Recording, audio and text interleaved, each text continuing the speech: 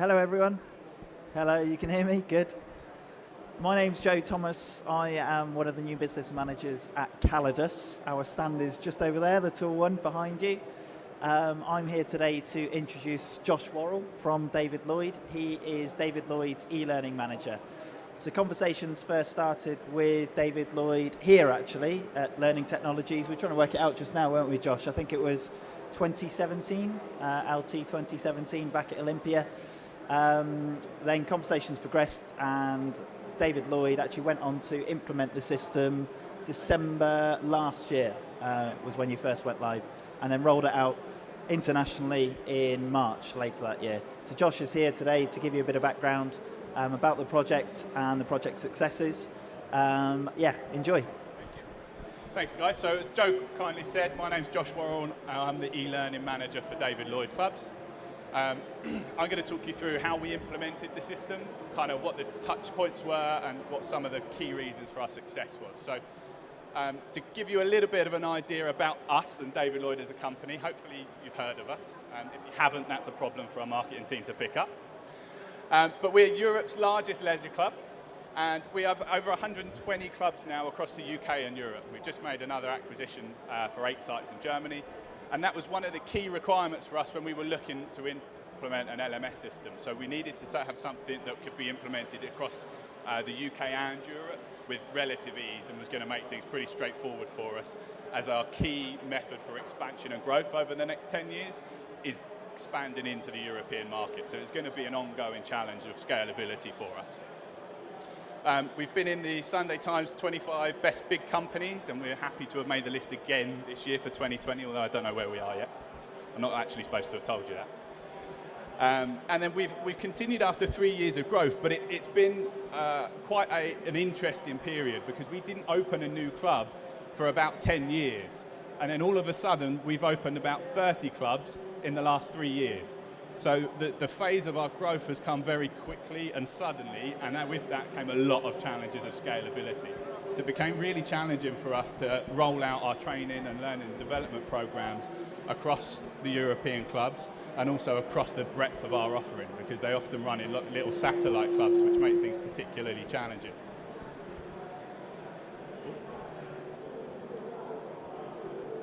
So the key thing we needed was something that would be able to support our growth. Because we were going across multiple implementations. So as we grew over those last 3 years with 30 clubs, things were happening at pace.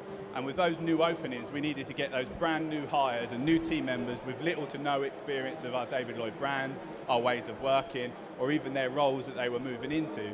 We needed to get them trained and up to speed very quickly. But one of the key challenges that we found was with our old learning management system, which I hesitate to call a learning management system. We could tell who had done training, but one of the biggest challenges for us was we weren't linked to our HR system, so we didn't know who hadn't done it. So we were aware of what was happening and what was good, but we weren't aware of where the gap was.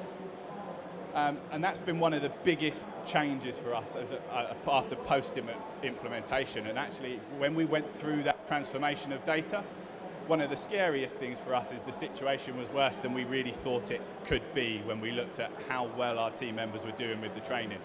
When we tied that HR system to the existing records that we had, our compliance was considerably worse than we thought it would be, and we had a bigger challenge ahead of us. And for that reason, because of our workforce and the age range that we work with, they're typically millennials, they're typically between 18 to 20, and how we met them with their training needs was really important. So we couldn't get them to engage with the old system. It was archaic, it was very much a PowerPoint click-through of presentations, and we needed them to sit in front of the computer for about 4 hours at a time to induct them when a new starter joined us. So it was particularly challenging given the age and the nature of our workforce being the leisure industry. So we needed something that was mobile friendly and that they would be able to engage on in their own devices, and we would be able to meet them where they needed to be met.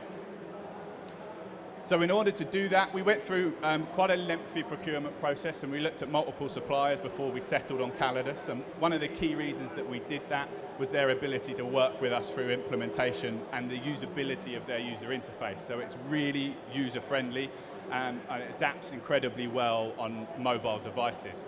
So it engaged with our workforce, and it was a system that would be of familiar navigation to them and wouldn't feel strange outside of Facebook, Instagram, etc. It's of that ilk when it comes to navigation of the platform. So what we then went on to do during December was to pilot that program, and we piloted it, the Kallidus system, in 3 of our clubs, and we did it in our best performing in terms of training and development and compliance, and our worst performing, and someone sitting really kind of in the middle, because what we wanted to do was understand what are going to be the challenges when we roll out to 110 sites at once, what are going to be the key learnings that come out of that, and what's the feedback that we can do to streamline that process, because flicking that switch to 110 clubs in the UK and Europe was pretty nerve-wracking for me, right? And we wanted to make sure that we ironed out a lot of those details. So some of the learnings that came out of our pilot program really helped us to move it forwards, and a lot of those were about the visibility of reporting. So we very quickly experienced a significant jump in compliance scores in those 3 clubs.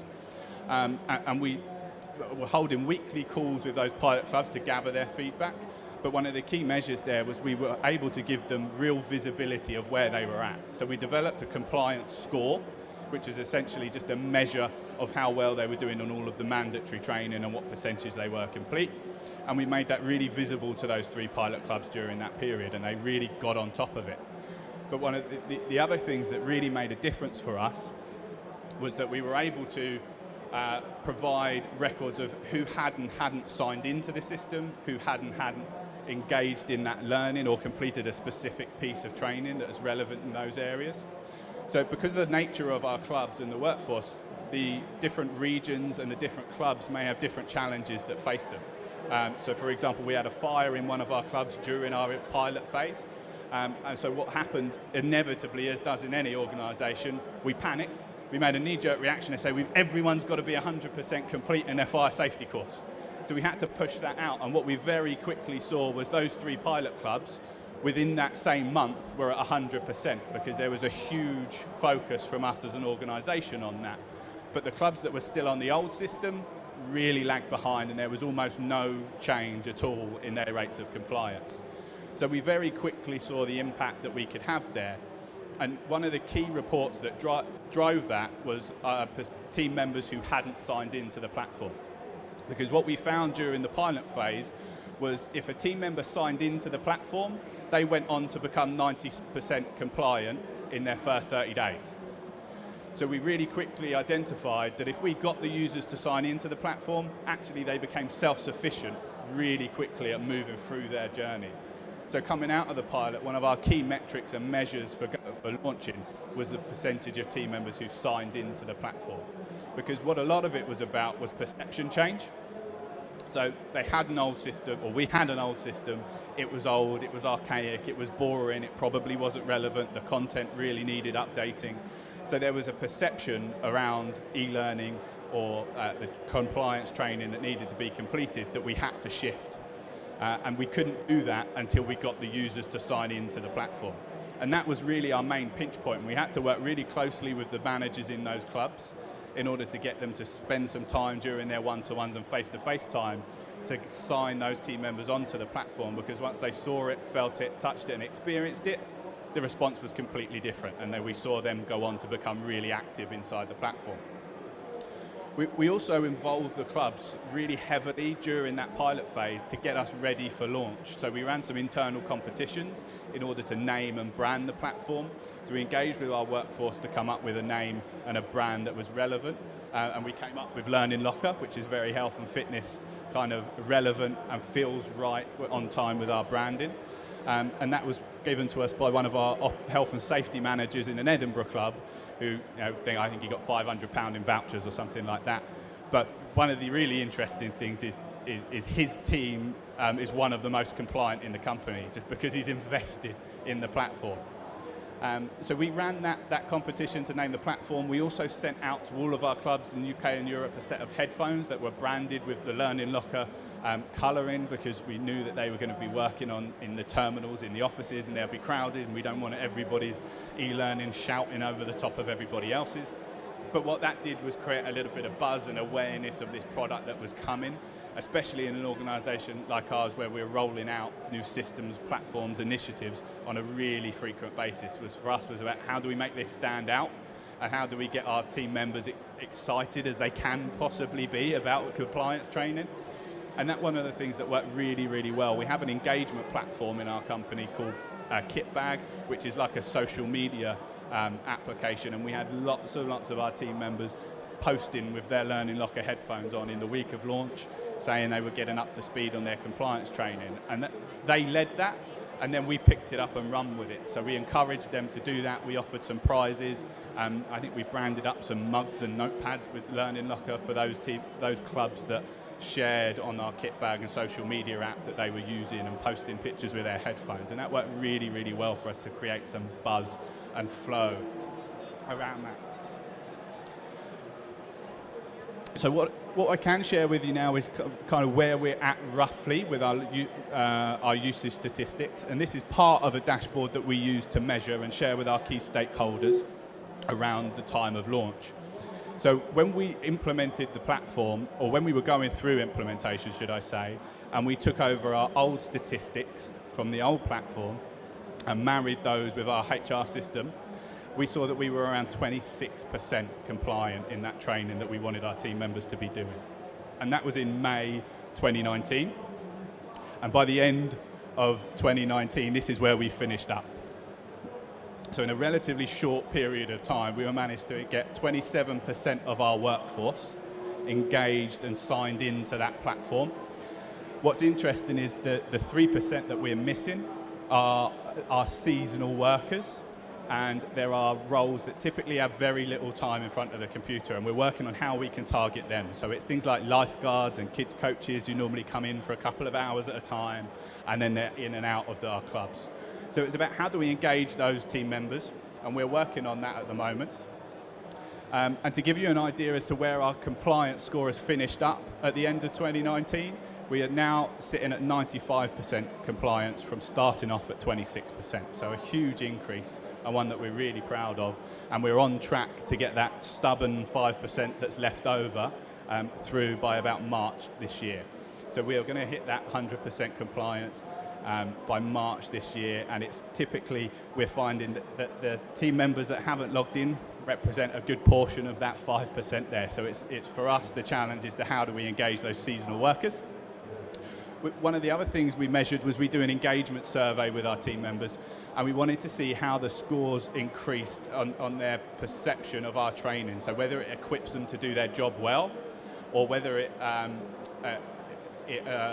offers them progression in their role. So those were the two measures we measured with our engagement score, and we saw the first one move forward about 2% in the year, which is pretty big for us in terms of how it's been tracking. It's been steadily going down year on year, so to see that reversal and it jump up by 2% was really positive.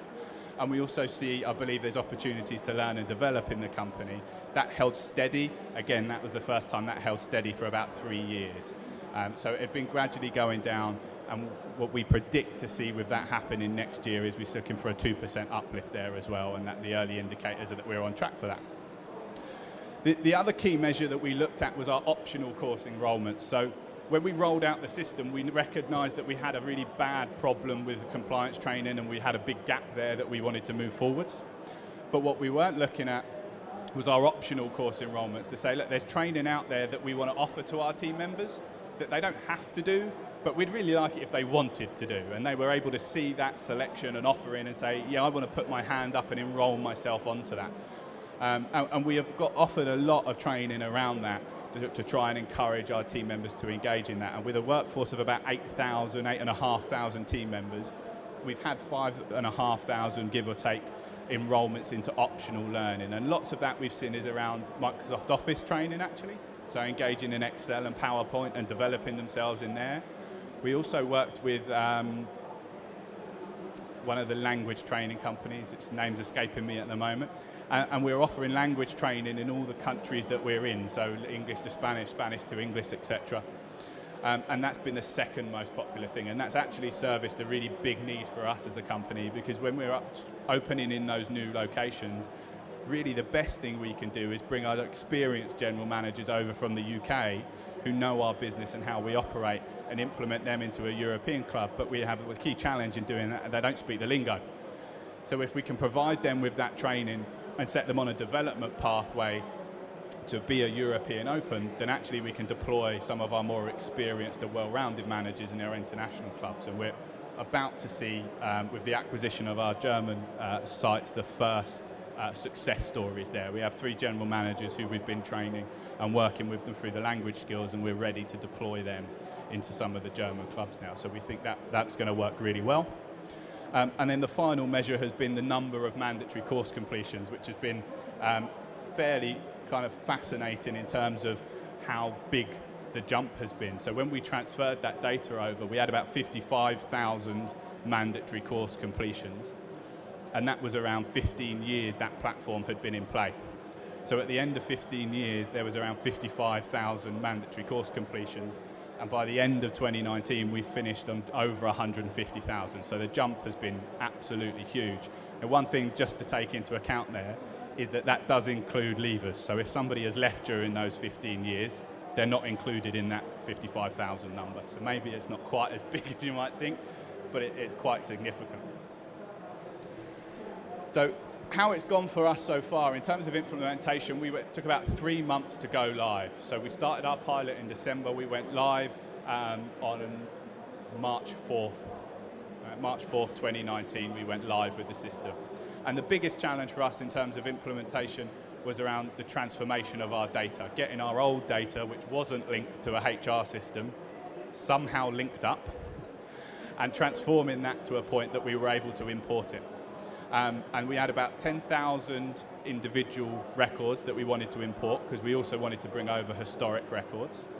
And actually we managed to do that within the first month of implementation with some support from the team at Kallidus. And what that enabled us to do is spend the rest of that time marketing the launch of the system really effectively to gain the buy-in from our team members. So when we launched, it had momentum, people were ready, they knew it was coming, and they wanted to log on and get started early. One of the real interesting things for us is, because of that initial hype that we built around our communications and marketing plan, we hit 90% within the first 3 months. So we spent the rest of that time getting that 7% through, and we got another 3% that we've got to find. So we had a really quick surge of usage, and our team members wanted to engage in that platform. So our communication plan was really key in the success of our rollout. And we used absolutely every platform we have for communication. We had banners on the company intranet, we had regular posts on our communications platform, we sent out images that our team members could use or managers could put out in their WhatsApp groups that they use at a club level. So if there was a method of communication happening in our clubs, we tapped into it to make sure there was a regular stream that Learning Locker was coming down that pipeline. Again, as I said, our compliance score is on track to reach 100% by March. And in the first 2 months, we had doubled the initial number of achieved learning that went through that. So that 55,000 we brought over was at 104,000 inside of that first 3 months. And what we're seeing now, and the biggest challenge for me in my role now, is that because of the success of the platform and how well information is being transferred to the learners, and we're able to report on it with real ease, and that's one of the key things that helped us create a culture of learning, is we made the reporting incredibly visible. We had league tables, which works incredibly well in a health and fitness club full of sporty people, right? So there's a league table, they want to work towards the top. And we made it really visible for them, but we also made them able to get those reports when and if they needed them. And now I have people emailing us on a regular basis, say, I've got someone who's on long-term sick, they're stopping me from getting to 100%, what can we do? And that for me is a really good email to get, because it shows that they're working towards, they're engaged, and that 100% is important to them. And we get those really regularly.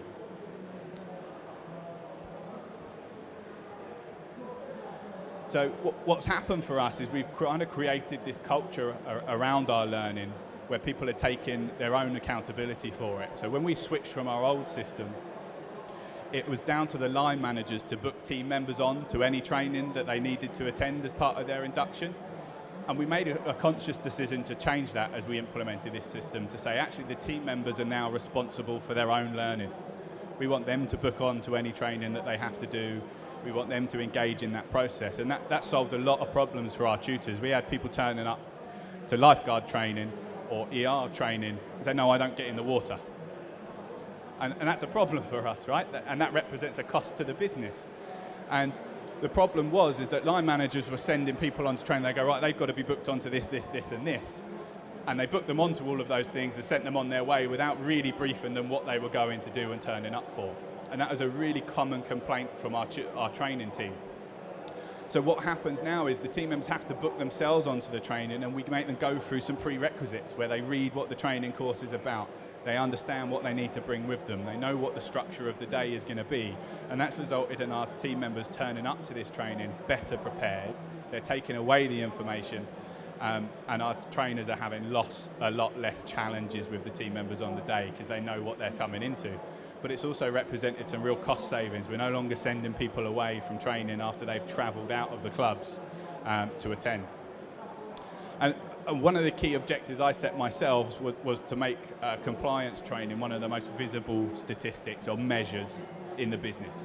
If you were looking anywhere, I wanted you to stumble upon it and be able to find that visually. So we send out those league tables now on a monthly basis. Clubs get a monthly report with the team members who haven't signed in their clubs so they can be chased. Our health and safety managers are really on top of that process.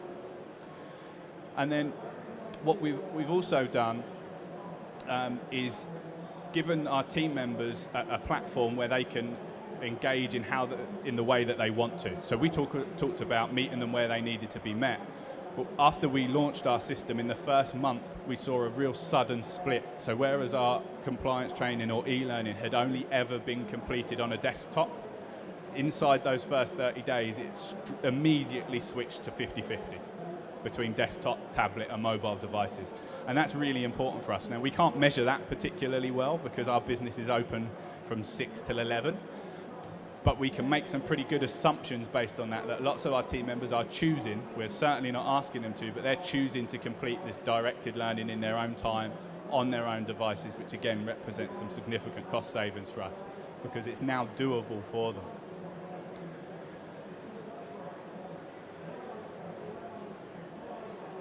So as we start to move forwards, we've got lots of plans to continue to integrate with Kallidus. One of the key other frustrations for us is we have no system other than paper-based to doing our performance reviews.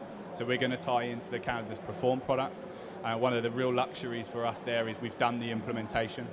The data implementation has already been done for Learn, so it's a very easy switch over to go to Perform now. The data's already there, we've just got to purchase the product. And what we want to do is continue to encourage our team members to empower themselves to do their own learning. So we've spent a lot of time surveying and working with our team members to understand what they want in terms of learning. What can we give them that has high street value that we can put on our system that they can choose to do, that's not necessarily role specific, that's not mandatory training, but they feel will move them on a pathway that's going to further their career with us. So we spent a lot of time doing some quest backs with them and receiving that information, and we've got some plans to roll out additional content that's going to feed into that. We also have some real challenge ahead of us in terms of our international rollout. We've got an aggressive acquisition plan for the European market. So what we have in place now will really help us get these new clubs off the speed very quickly. And the luxury there for us is that we're working with content providers who are looking after the legislation updates and are local to each of those regions. Otherwise, there's a real problem for me to be able to make sure that all of that content stays up to date across lots of different markets and lots of different legislation where the rules are very different. And then finally, for me, is there any questions, or did you have a wrap up, Joe? Yeah, any questions at all for Josh before we close? Yes, buddy. Yes. Yeah.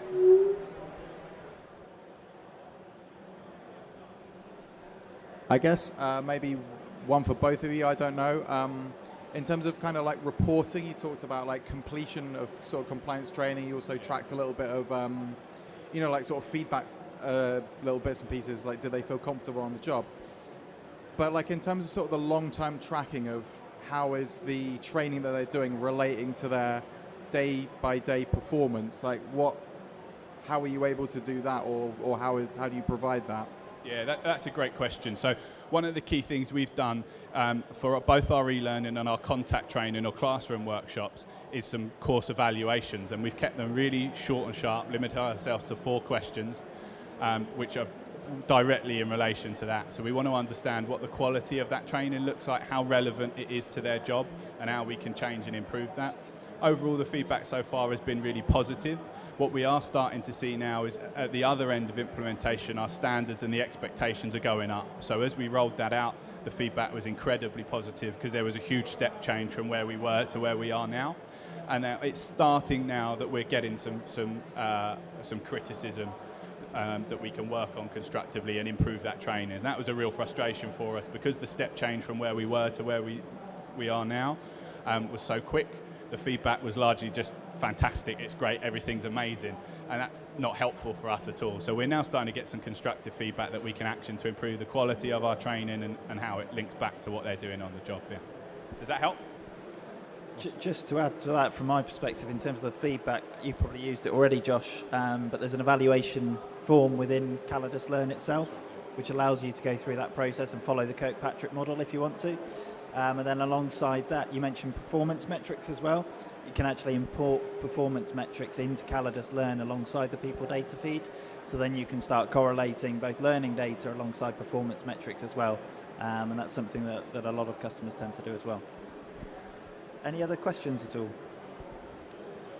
In terms of the David Lloyd story, there is a case study that is being handed out at the moment by my colleagues, Tanya over here.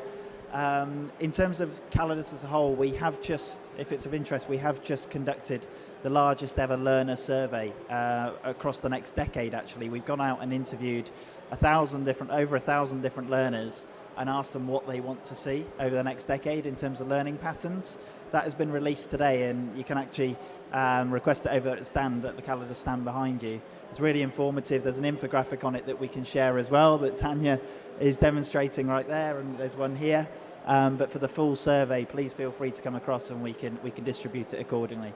If you do need any further information, then yeah, feel free to get in touch and come across to the stand. Thank you.